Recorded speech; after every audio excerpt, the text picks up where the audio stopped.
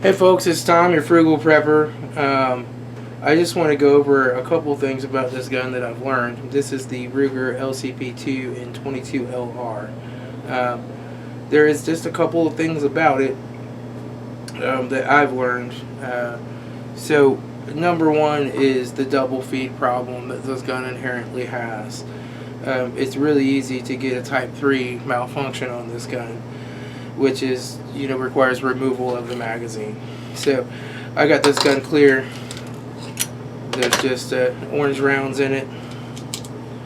But if you cycle around in the chamber, right, and you go, click, it doesn't fire, right, and then you go to cycle another round, you're going to end up with a double feed just like that. Which is not good. So to clear that malfunction, you can try to wiggle it out of there like that, or you can see that one went, but most of the time they will not go. They'll end up just like that, and it doesn't seem to matter how hard you pull back on the slide. Your best chance is that if you can remember to put your finger up here on this extractor, sometimes that'll help, but not usually. So usually when you end up with that type of a malfunction, you will end up having to drop the magazine. And the reason that this malfunction happens is the barrel has to tilt down. The barrel tilts down, and if you look, that round has to ride up above the other round while the barrel's tilting down, and that bullet actually gets to an angle where it releases from the extractor, and then it'll come back and grab the next round, and you're kind of screwed at that point. So the easiest thing to do to clear this type of malfunction is drop the magazine, rack a few times, put the magazine back in and rack and fire. Or just, rip that magazine out and go for your reserve magazine. That's probably the simplest way to clear this malfunctions. Drop, rack, and get it out of there and go. The extractor on this gun is relatively weak. If it starts to run dirty, you will find times when it's just not going to pull that round out. You can kind of squeeze it right there to help it, but there's many times when a round gets stuck in the chamber and you gotta get your pocket knife out. But that's only after you've shot it like 500 rounds through it and it's getting really dirty and really gritty and really sticky. It doesn't normally happen on a clean weapon. So that's one downside to this gun.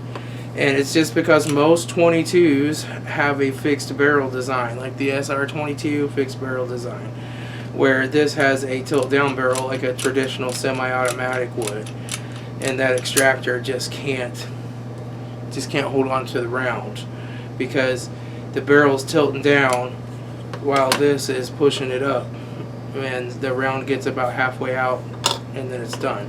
Now it typically will extract one that's been fired if it fails to extract, because it doesn't have as far to go. It's only coming back to right here on the bullet, and not the whole, just the casing is in there. So the next thing I'm going to say is the high velocity ammunitions. A lot of them, the super high velocity, really fast ammunition like this Federal Defense Punch, the Remington Thunderbolts, the CCI Stingers, that have these really light 30, 32, 29 grain projectiles, right? And this is a 29 grain. They have more powder, and the problem is on some of these guns, they come from the factory perfect. A lot of them come from the factory and they have a really gritty slide, right? And it just doesn't move that well. And after shooting it enough, it probably will break in to where it gets smoother. This gun has about 5,000 rounds through it now. But your heavier rounds, you know, it takes them longer to leave the barrel. It has a chance to blow up a little more pressure. It'll get it all the way back.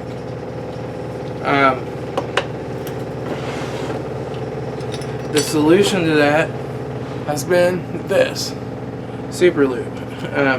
So at first I tried just oiling it with, you know, some traditional Hoppy's number 9 gun oil, and that helped. Keeping it wet helped. Just put some oil down here in the slides would help. And then I tried this Hoppy's gun grease, and that really made the slide noticeably smoother, and it really helped. I mean, I ran this gun quite a bit, but after 100, 150 rounds, it would start to get dirty and start to gum up again. Which, still, you know, being able to fire 150 rounds before it gums up is fine. For a, you know, a defensive situation, you just need 10 probably, you know. But what I do now is I use this super lube, and I did a lot of reading online about the different types of grease that are great for guns, and most of them are food grade greases, and this is one of them. This is a food grade grease. You can buy this in a big tube at Harbor Freight, but even this little tube is going to last you a long time, because all you do is I just cut the very tip of this guy off so it's very small, and I just put a little drop of grease here and here, here and here, and then I take my toothbrush and I just kind of rub that in lightly down along here. And now I'll do the same thing here. I'll put a drop here and here, here and here. This one's already greased, so I'm not going to do it, but then rub that in with your toothbrush ever so lightly. And then I will take, oh shoot, I don't have my flashlight on me. I don't know what happened to it. But I will take, there you can see, I will take and put some right down in here. Alright, and then I'll take and I will brush that in with my toothbrush all the way till it gets to this back part right here, because those are your wear points on your barrel.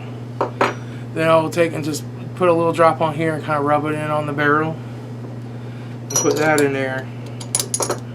And then I take and I put a little drop of this on there on this guide pen, put the spring back on it, put that back in.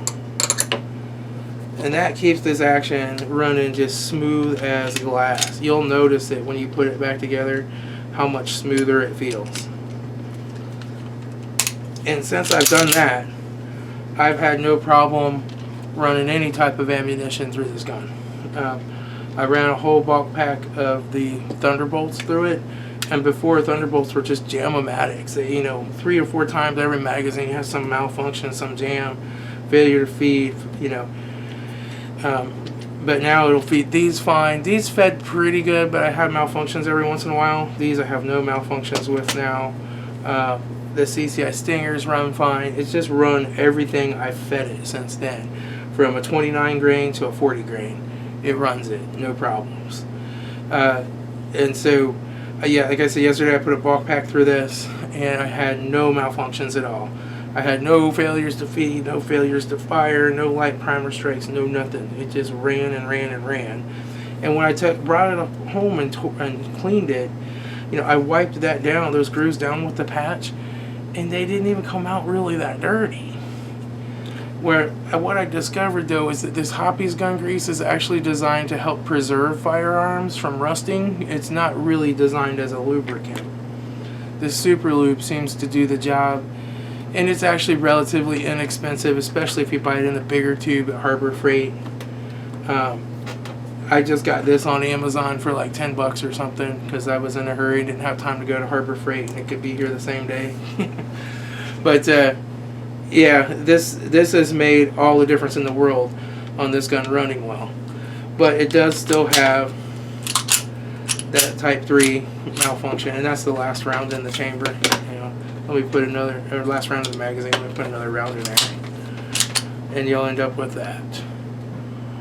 And that can equal a bad day if you're in a gunfight, right? So just remember, anytime this gun does not fire, you're going to need to drop your mag, rack it, and come back and go for your reserve magazine, which I'm not putting that in there, it's got live ammo. But then you would go for your reserve magazine, get that off the bench, put that on the way, verify that I have the right one, okay, and then rack it and go. So, that's just something to consider with this gun. I mean, I know it's not an ideal gun to carry for self-defense. I have a Glock 380. I'm working on getting my holster and all my systems set up for it, and still firing it and making sure that I like it and everything. So far, it's going really well. But it takes me a few weeks to go through that process of setting up a new carry gun and how I'm going to carry it and how I'm going to shoot it and all that. And it's 380. 380 is kind of hard to come by right now, but I've been reloading it, so you know, I'm still shooting it plenty. I've got about 300 rounds through it so far, and we'll see how it goes. I am a big believer in shooting the guns that you carry. I know a lot of people don't. They kind of load these things up and throw them in a dresser drawer and never carry them, and you really need to know how your gun's going to act and what it's going to do. So, you know, I'd never carry a gun that I haven't personally put 1,000 rounds through it, you know.